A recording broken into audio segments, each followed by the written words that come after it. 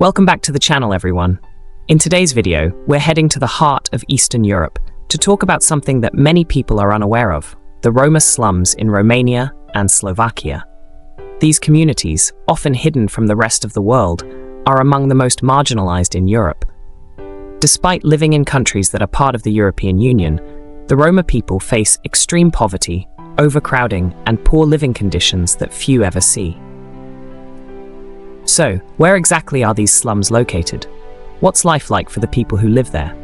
Let's dive deep into the realities of life in the Roma slums of Romania and Slovakia. First, let's take a closer look at the geographical locations. Both Romania and Slovakia are countries in Eastern Europe with large Roma populations.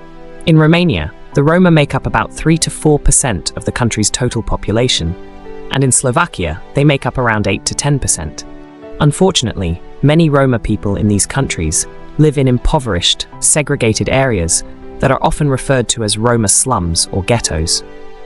In Romania, the most well-known Roma slums are located on the outskirts of major cities like Bucharest, Cluj-Napoca, and Timișoara. The settlements here are usually isolated from the rest of the urban population.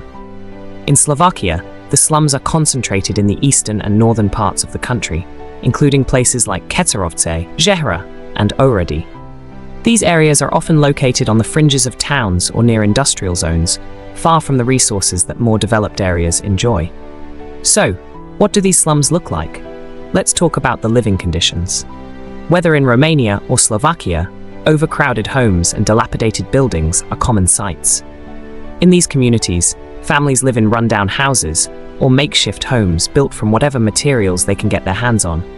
Wooden shacks, broken down trailers, or even cardboard boxes. Many homes are overcrowded, with several families sharing one room. Basic services like water, electricity, and sanitation are often either unavailable or unreliable. In some parts of the slums, homes are completely off the grid, with no connection to the public water supply or sewage systems. Instead, people are forced to rely on wells or bottled water, and waste is often disposed of in open dumps or left to pile up in the streets. The streets in these slums are often narrow, cluttered, and filled with garbage. Trash is a constant problem, as garbage collection services are scarce or non-existent in these areas. You can often see piles of waste accumulating along the roads, and it's not uncommon for people to walk through flooded streets filled with debris. Sanitation is one of the biggest issues.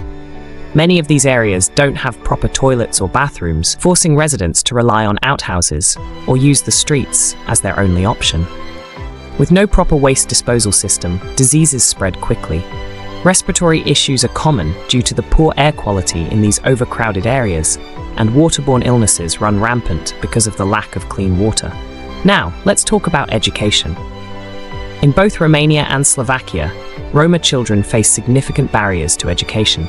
Even though education is free, most Roma families live so far from the nearest schools that children are either too tired to attend or forced to stay home to help with chores or take care of younger siblings. Schooling facilities in Roma communities are often underfunded, with little support or resources to help children from these marginalized communities succeed. In many cases, these children are also subject to discrimination in the classroom, which can lead to them feeling excluded and discouraged from continuing their education. This lack of access to quality education limits their opportunities for better-paying jobs or a better future. And the cycle of poverty continues. Most of the adults in these slums work in manual labor jobs.